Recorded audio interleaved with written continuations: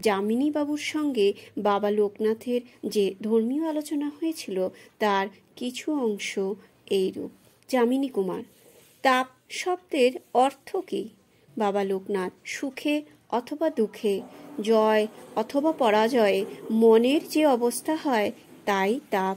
তাপের কারণ কি? বাবা লোকনাথ: বাসনাই হলো তাপের কারণ। যার বাসনা নাই তার তাপও নাই। যে লোক গন্ধ রসাদি ভোগে অনুরাগ বা তার প্রতি রাগ দেশ প্রকাশ না করে, যার কীর্তি ও সম্মান লাভে বিন্দুমাত্র বাসনা নেই, সেই লোকই যথার্থ ব্রহ্মজ্ঞ। ব্রহ্মজ্ঞ লোকের সকল কামনা বাসনা পরিপূর্ণ হয়ে থাকে। শোক সন্তাপ ও বিষয় বাসনাই মনকে কষ্ট দেয়।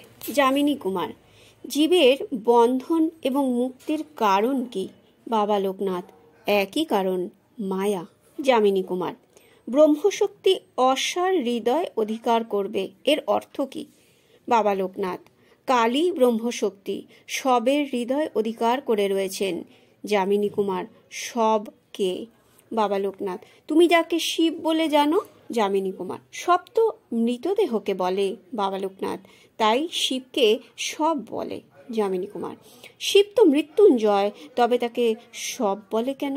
বাবা লোকনাথ: যে কারণে শিব মৃত্যুঞ্জয় সেই কারণেই সব। যামিনী কুমার: সেই কারণটা কি? বুঝতে পারলাম না।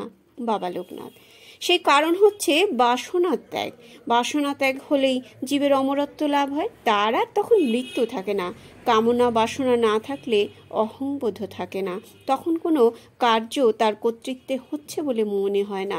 এই অবস্থায় জীব সব কাজ করে যান, অথচ আসলে তিনি কিছুই করেন না। ভোগবাসনার অভাবে জীব তখন মৃতবৎ সংসারে বিচরণ করেন।